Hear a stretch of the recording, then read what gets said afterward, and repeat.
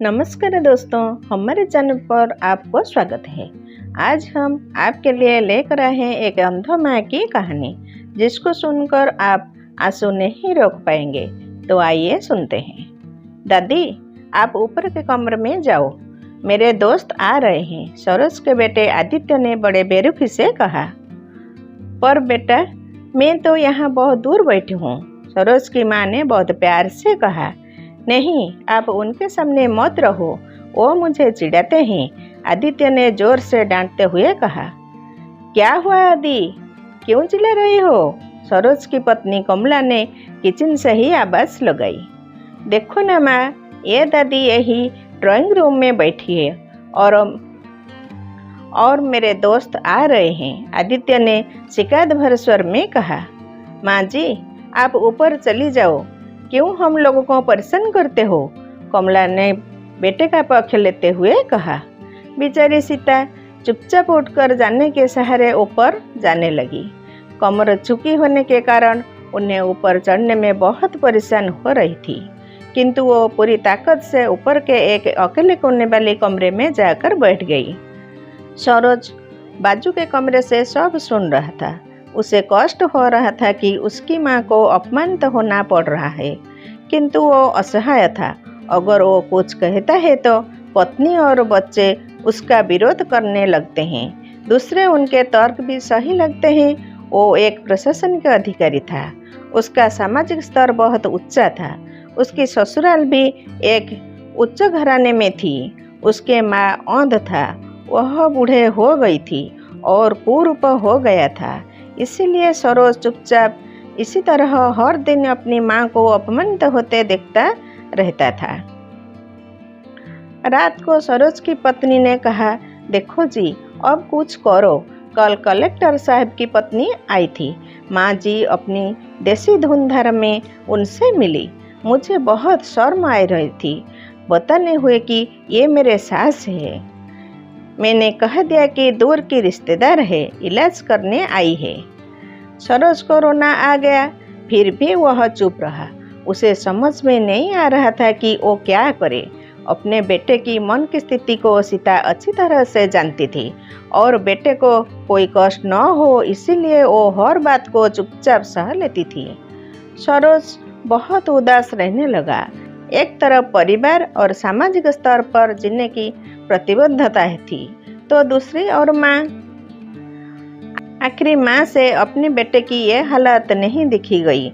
एक दिन उसने अपने बेटे से कहा, सरोज बेटा, मैं अपने गांव जाना चाहती हूँ, मुझे वहाँ पहुँचा दो, मेरा यहाँ मन नहीं लग रहा। किंतु माँ, वहाँ तो कोई नहीं है, तुम्हारी देखभाल कौन करेगा? सरोज ने आश्चर्य से पूछा। ये सब गांव वाले तो है और तुम्हारे मामा जी तो उसी गांव में रहते हैं, और फिर हम सारी व्यवस्थाएं कर आएंगे ना। कमला को तो जैसे मन की मुराद मिल गई हो। हाँ बेटा, बहुत सही कह रही है। हाँ बेटा, बहुत सही कह रही है, सीता ने लंबी सांस लेते हुए कहा।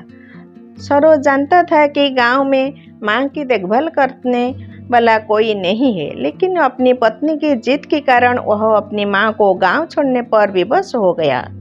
माँ को गांव छोड़कर आते वक्त उसे रोना आ रहा था तथा अपनी विवशी पर गुस्सा भी आ रहा था, किंतु परिवार, पत्नी और समाज ने उसके इन मनोभावों को दबा दिया और वो सुकून सा महसूस करने लगा।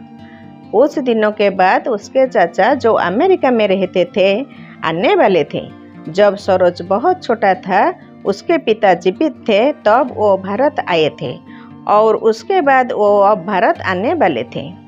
पूरा परिवार और आस पड़ोस बहुत उत्साहित था। अमेरिका से सरोज के डॉक्टर चाचा आ रहे थे। डॉक्टर राजेश ने जैसे ही घर में कदम रखा, सबने मिलकर बहुत उत्साह से उनका स्वागत किया।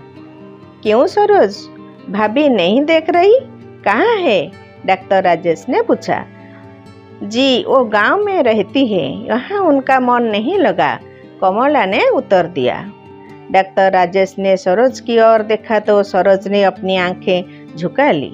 डॉक्टर राजेश सब कुछ समझ गए और बोले, कल हम सब लोग भाभी से मिलने गांव चलेंगे। दूसरे दिन सभी लोग गांव के घर में पहुंचे। डॉक्टर राजेश ने देखा कि सीता भाभी को बहुत तेज बुखार है और वो पलंग पर असहाय पड़ी है। वो दौड़कर सीता के पास गए, उनके पैर छूकर रोने लगे।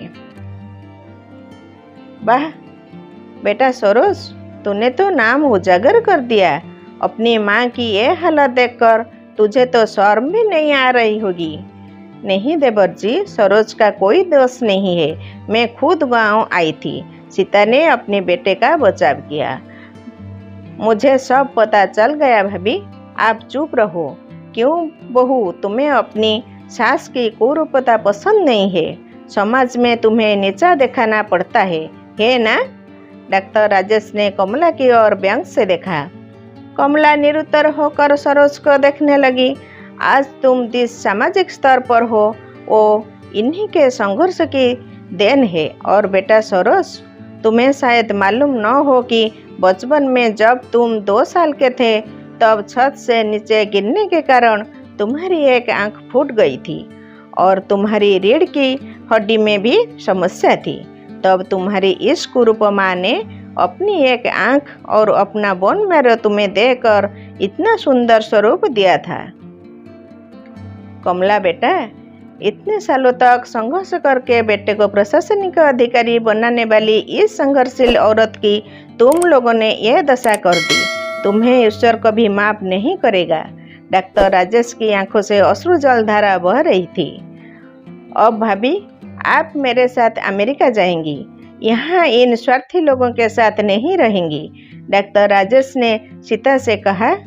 डॉक्टर राजेश ने जो राज बताया उसके बाद तो सरोज को यही लग रहा था कि उससे ज़्यादा पापी इंसान इस दुनिया में कोई और ही नहीं। वह दौड़ता गया और माँ सीता के कदमों से लिपट गया। माँ, मेरा अपराध अक्षम्य है।